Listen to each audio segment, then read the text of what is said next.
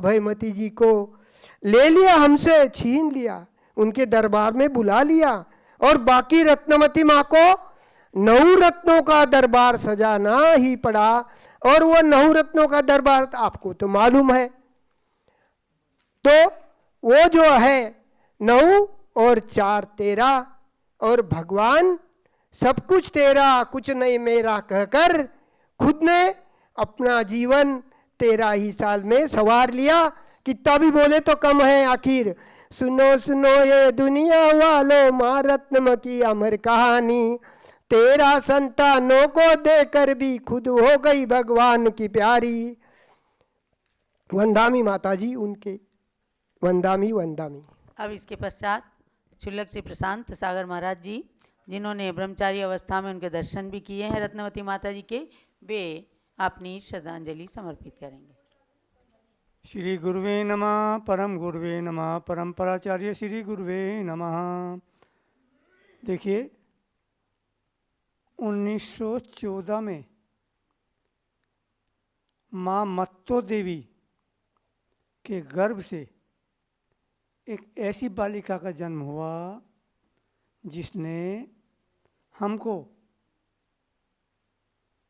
क्या विश्व को, ऐसे रत्नों को प्राप्त कराया जिसका ऋण इस संसार से कई जन्मों तक भी हम नहीं उतार सकते। 1914 में जन्म लेके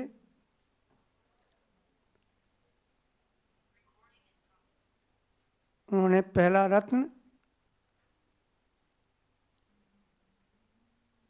माँ ज्ञानमती के रूप में, जिनका जन्म का नाम मैना था, और उसी मैना ने 1953 में दीक्षा लेके बाल ब्रह्मचारिणी आरिका का पथ प्रशस्त किया। आज हम पूरे भारतवर्ष में देखते हैं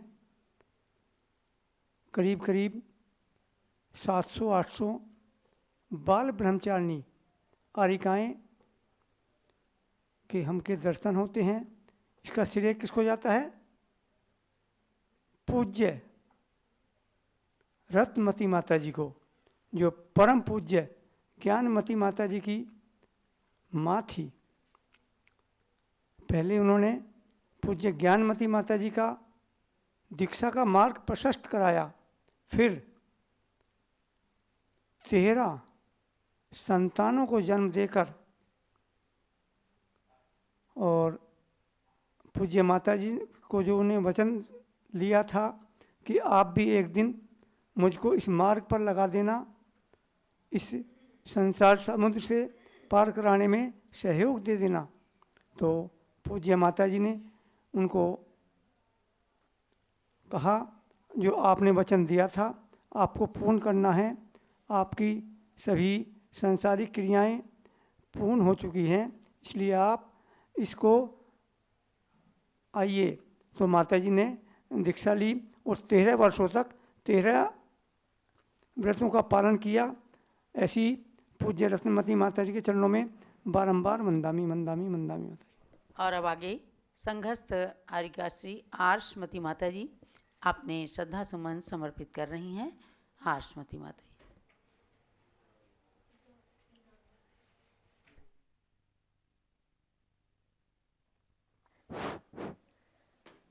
जय बोलो आरिका रत्न रत्नमती माता जी की जय। माता जी के मुख से हमने माता जी का सब सुनकर हमें इच्छा हो गई कि माता जी के बारे में कुछ 2 शब्द बोले। माता जी रत्नमती माता जी की पुण्यतिथि के ऊपर यही भावना करती हूँ कि हे भगवान, उनको पुनः मनुष्य जन्म देकर पुनः मनुष्य भाव में पधरा कर उनको मोक्ष मार्ग में पहुँचाए, यही भावना करते हुए मैं कहती हूँ। ममता की शीतल छाया माँ सुहाने लागे, माँ सुहानी लागे। रत्नमती माता तू प्यारी प्यारी लागे। माँ बिन खारो खारो या दुनिया रो पानी लागे। लक्ष्मी बन के घर तुम आई, हर कर्तव्य निभाया। आदर्शता की प्रतिमा बनकर दोनों कुल पुजवाया। स्नेह सिंचन से भयोड़ी, स्नेह सिंचन से भयोड़ी। माँ की वाणी लागे, माँ की वाणी लागे। रत्नमती माता माने प्यारी प्यारी लागे। ममता की शीतल छाया माँ सुहानी लागे, माँ सुहानी लागे। रत्नमती माता माने प्यारी प्यारी लागे। बहू को बहू न समझा तुमने, बेटी समझ सिखाया। तेरे हृदय की करुणा देख के हर आत्म हर्षाया। सद्गुणों की छावी माँ सुहानी लागे, माँ सुहानी लागे। रत्नमती माता माने प्यारी प्यारी लागे। रत्नमती माता माने प्यारी प्यारी लागे। चलो धर्म पूजा श्री रत्नवती माता जी की जय। संघ के और भी आरिकाओं को अपने अपने विनयांजलि श्रद्धापुष्प समर्पित करने हैं। आरिका हर्षमती माता जी अपने विचार प्रस्तुत कर रही हैं।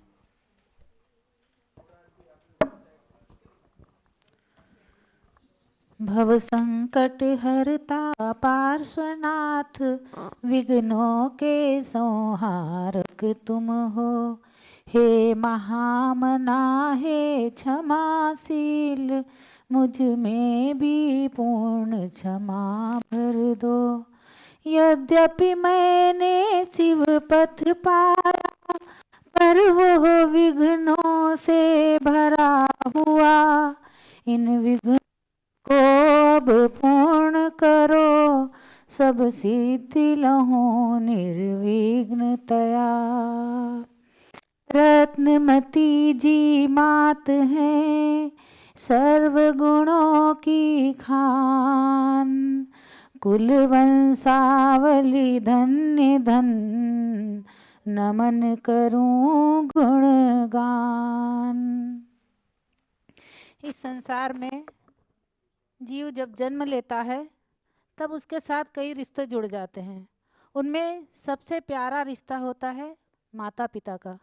संसार में अगर किसी को सर्वाधिक प्रिय होते हैं तो उसके माता पिता होते हैं, और उसके बाद अगर किसी व्यक्ति को सबसे ज़्यादा प्रिय होते हैं तो उसके दादा और दादी होते हैं।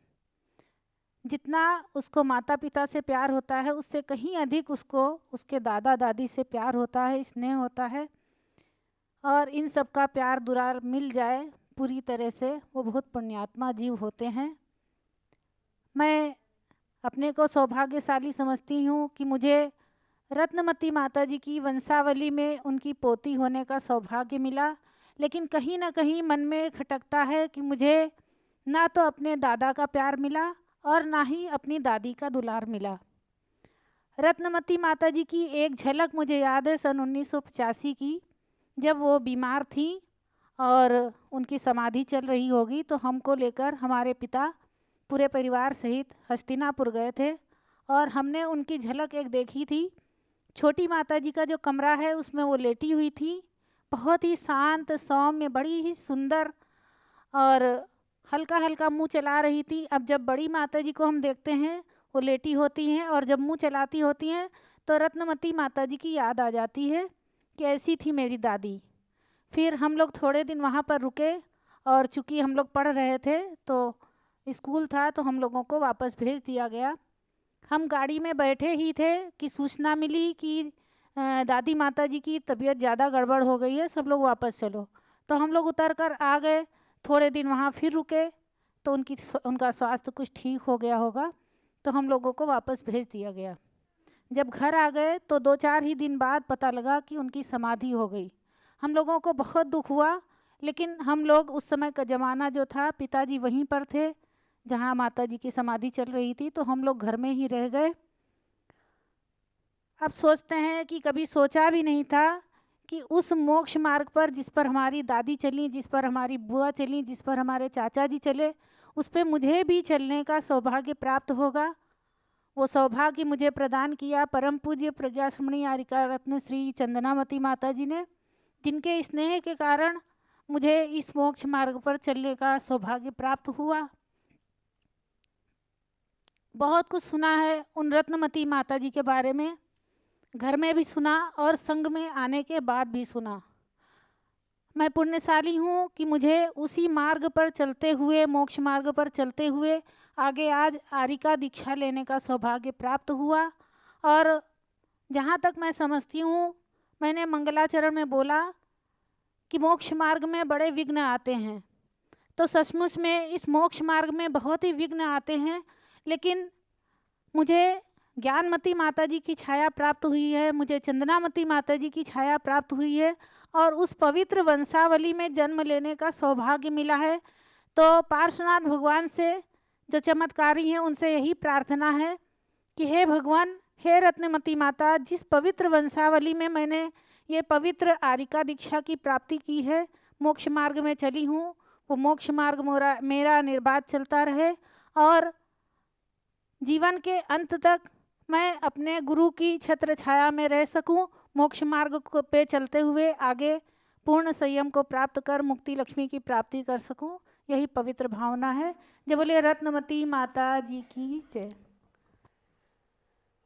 आज पूज्य रत्नमती माता जी की पुण्यतिथि तिथि के हिसाब से है। वैसे 15 जनवरी 1985 का दिन था, हस्तिनापुर का पावन माहौल था और लगभग यही समय था जब रत्नमती माता जी की समाधि चल रही थी और ऐसा लगता नहीं था कि आज समाधि होगी, लेकिन आयु का भरोसा नहीं। प्रातःकाल आहार के लिए जब उनसे कहा गया माता जी शुद्धि कीजिए, बोली बहुत खा लिया, अब मुझे नहीं आहार करना है।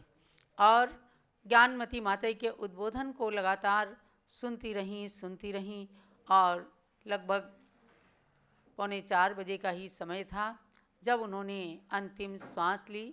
इतना चमत्कार रहा, जहाँ पर उनकी समाधि हुई हस्तिनापुर के रत्नातर निलय के कमरे के अंदर, तो वहाँ ज्ञानमती माता को उसी दिन खूब जलते हुए, जितने में वो लेटी हुई थी उतने में खूब दीपक एकदम जल रहे थे और बहुत ही सुगंध आ रही थी उस कमरे से जहाँ उनका अंतिम संस्कार किया गया।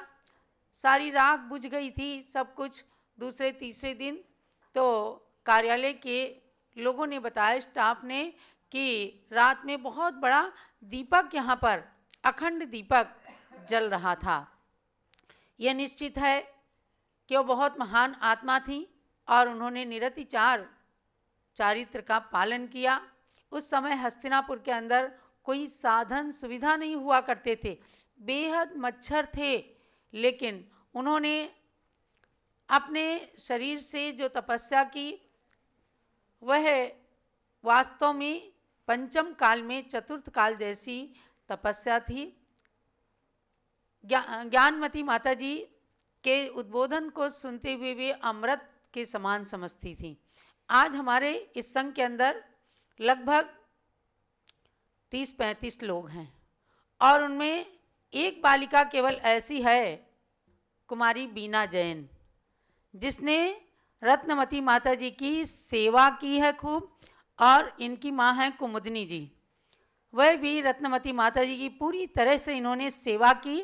और ये बालिका छोटी थी और पूरा छेढ़ाला रत्नमती माता जी को रोज सुनाती थी। रोज इसके मुख से छेढ़ाला सुने बिना वे सोती नहीं थीं। आज भी अभी 2-3 दिन पहले हमने कहा, बिना तुम्हें छेढ़ाला याद है? बोली माता जी हम रोज़ पढ़ते हैं और छेढ़ाला हमें पढ़ करके मुख पाठ है सुनाया। हमने कहा ये छेढ़ाला वो सुनती थी, इसका मतलब ये था कि वे सजग रहती थी कि अनंत बार हमने नरकों के तिर्यंच गति के दुखों को भोगा है और अब बड़ी मुश्किल से त्रस पर्याय मनुष्य पर्याय पाई है, तो उसका सदुपयोग करना है। तो महानुभाव उनके भाई मैंने तो उन्हीं के गर्भ से जन्म लिया है, तो आप कहेंगे कि हम तो पुत्री हैं तो उनको अच्छा ही कहेंगे, लेकिन वो वास्तव में अच्छी थी। वो केवल मुस्कुराती थी और ज़्यादा किसी से बात नहीं करती थी, और अगर बात भी किया तो उसमें कोई ना कोई शिक्षा छिपी रहती थी। उन्होंने दीक्षा लेने के बाद ज्ञानमती माता जी को कभी ज्ञानमती माता जी नहीं कहा, केवल कहती थी माता जी माता जी, और इतनी विनय से प्रायश्चित लेती थी कि शायद ही कोई माँ इतना ज़्यादा विनय अपनी पुत्री की कर पाए। तो क्या आदर्श तुम्हारे जीवन का गाथाओं में गाऊं, पुण्य पुरुष के पुण्य पुराणों में चरित्र लिख हर्षाऊं। युग का वह इतिहास आज कलिकाल समय में आया है, माँ तुमने सत्पुत्र पुत्रियों को संयम पर पहुँचाया है। जिनके यश गौरव से गौरवान्वित ये विश्व ललाम है, धन्य धन्य है रत्नमती तब चरणन कोटि प्रणाम है। और कुल का गौरव युग का गौरव, कुल का गौरव युग का गौरव, धरती की गौरव माता, जिनवाणी की सहोदरा तुम तो जगती तल की माता। जब तक नभ में दिनकर चमके, लहराए भू पर सागर, संयम साधित गौरव की नित भरी रहे जीवन गागर। जन जन तारक जग हितकारक, युग का तुम्हें प्रणाम है, धन्य धन्य है रत्नमती माँ तब चरणन कोटि प्रणाम है। ऐसी माँ रत्नमती जी के लिए उन्होंने दीक्षा लेकर एक दिन भी नमक का सेवन नहीं किया, नमक का दीक्षा लेते ही त्याग कर दिया। 13 वर्षों तक गंभीर गंभीर बीमारियां आई, पीलिया हो गया 2 बार, लेकिन सादा सूखा भोजन, केवल जरा सी दलिया लेना, आधी रोटी लौकी के पानी में लेना, और बस उसी से अपना संयम जीवन भर चलाया।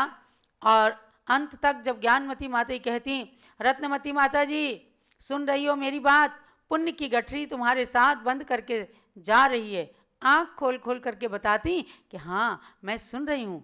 वहीं बाहुबली भगवान का एक फोटो लगा था, बोले ये किसका फोटो है, माता जी ने पूछा, बोले बाहुबली भगवान। अंत में 5 मिनट पहले तक बोल रही थी बाहुबली भगवान, और कह रही थी, नमस्कार कर रही थी कि मुझे बाहुबली भगवान आपके जैसी शक्ति मिले।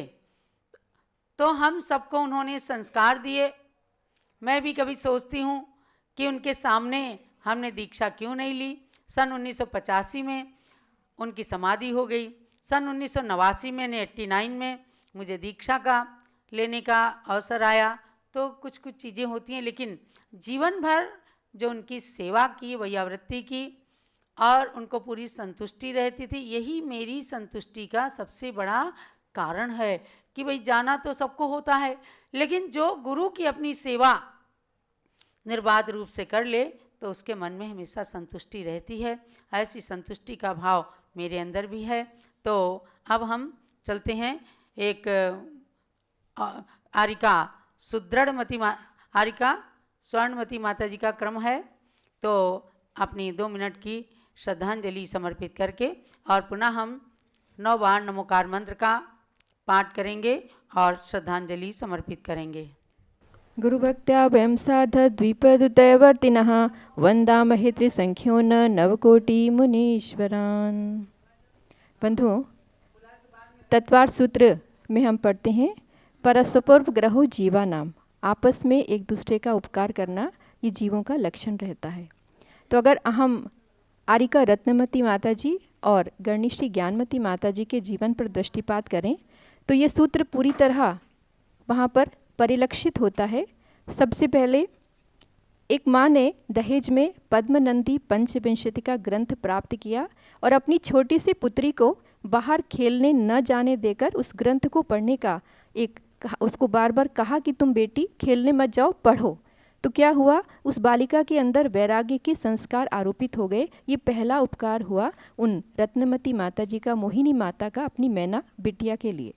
पुनः जब उनको आचार्य रत्न देशभूषण महाराज जी ने कहा कि माँ, जब तक आपकी लेखनी से हमको कुछ प्राप्त नहीं हो जाएगा तब तक हम इस बिटिया को कोई भी नियम नहीं देंगे, तो सोचने की बात है कितना बड़ा दिल किया होगा कि जब सामने कोई भी भविष्य ना दिख रहा हो तब अपनी सबसे बड़ी पुत्री को ये लिख कर के दे देना और महाराज को लिख कर के दे देना कि आप इसको जो चाहें सो नियम दे सकते हैं, ये पूरी तरह पालन करेगी। दिल पर पत्थर रख कर के उस माँ ने अपनी बेटी को ये लिख कर के दिया होगा। ये दूसरा उपकार हुआ माँ का बेटी के ऊपर।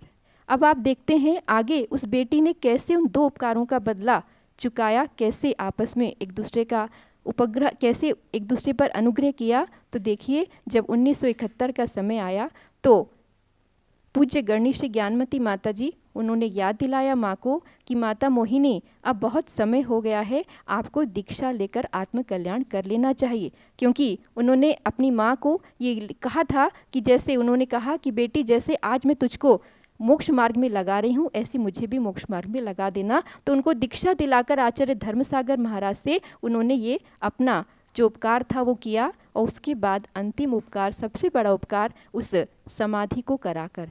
तो ज्ञानमती माता जी ने अपनी माता को समाधि कराकर उनके ऊपर और बड़ा उपकार किया। तो दो बड़े उपकार माँ ने किए और दो बड़े उपकार बेटी ने किए और ये मोक्ष मार्ग इस प्रकार से प्रदीपित हो गया। तो ऐसे इन दोनों माता जी के चरणों में और उन रत्नमती माता जी के चरणों में जिन्होंने वास्तव में अपने जीवन में सरलता को और समता को बना के रखा। मैं तो हमेशा जब भी कोई उनका जन्मदिवस आता है अथवा पुण्यतिथि आती है, उन स्वर्ग में है उनसे यही प्रार्थना करती हूँ कि हे माता, आपने ये महान वैभव हम सबको प्रदान किया है जैन दर्शन का, तो अपने हृदय में सरल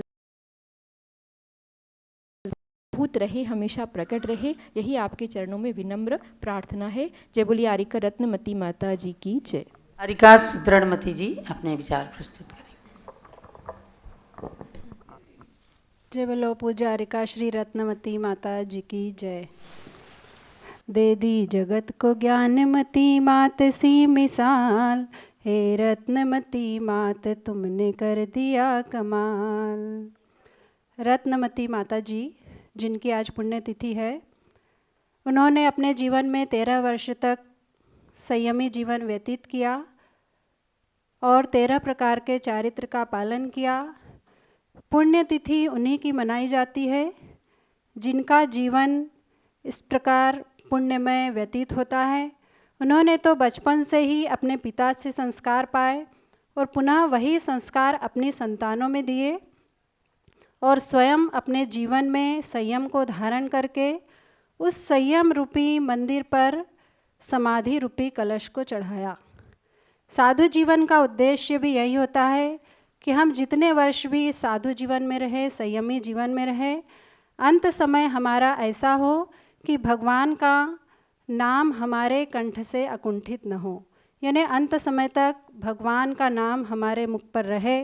और पूज्य आरिका श्री रत्नमती माता जी जिन्होंने कि इतने सुंदर समाधि मरण को प्राप्त किया, क्योंकि ये पौद्गलिक काया तो चली जाती है, इसीलिए कहते हैं मूरत से कीरत बड़ी, बिना पंख उड़ जाए, मूरत तो जाती रहे, कीरत कभी न जाए। और उन्होंने तो ऐसी महान रत्न पूज्य गणनी प्रमुख श्री ज्ञानमती माता जी को प्रदान किया कि उनको कभी विस्मृत ही नहीं किया जा सकता है। और यदि देखा जाए तो उन्होंने जन्म दिया तो बेटी से पहले माँ का स्मरण, यानी पूज्य आरिका श्री रत्नमती माता जी ने स्वयं अपने नाम को सार्थक कर दिया और उस संयम रूपी रत्न को प्राप्त किया और ऐसे महान रत्नों को इस संसार को प्रदान किया जिनकी चमक आज पूरे देश ही नहीं विश्व में प्रकाशित हो रही है। ऐसी उन पूज्य आरिका श्री रत्नमती माता जी की आज 40वें समाधि दिवस पर उनके चरणों में कोटि कोटि प्रणाम करते हैं, वंदन करते हैं कि ऐसी माँ से सबको जन्म लेने का अवसर प्राप्त हो और पूज्य गणनी प्रमुख श्री ज्ञानमती माता जी जैसी माता जी और ऐसी गुरु माँ की छत्र छाया सबको प्राप्त हो।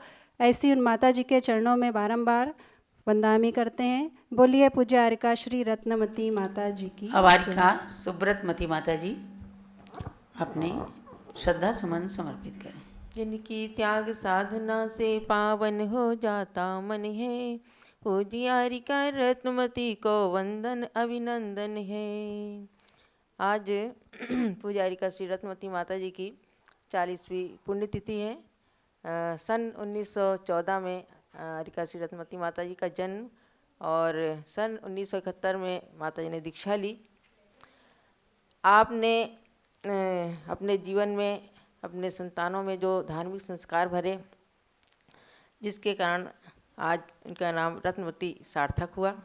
एक कवि ने लिखा, ज्ञानमती माता की माता, रत्नमती माता गुणवान, वंदनीय अभिनंदनीय तुम, नर नारी रत्नों की खान। इन संस्कारों के कारण ही आज माता जी पूज्य गणनीय श्री ज्ञानमती माता जी, जो उनकी प्रथम संतान हारिका श्री अभयमती माता जी, पूज्य हारिका श्री चंद्रामती माता जी और स्वामी रविंद्र कीर्ति जी, जिन्होंने इस त्याग मार्ग में कदम रखा, तो ऐसी जिन संस्कारों को जिन्होंने अपने संतानों में दिया, तो आप सभी को भी माता जी के जीवन से एक शिक्षा लेना है। हर माँ रत्नमती जी के जीवन से एक शिक्षा सबको लेना है। हर माँ को अपने बच्चों में धार्मिक संस्कारों को भरना है। मेरा भी सौभाग्य है जो इन माँ के कुल में जन्म लिया। बचपन के धार्मिक संस्कारों से शुभ अवसर ये आज मिला। माता रत्नमती जी को मैं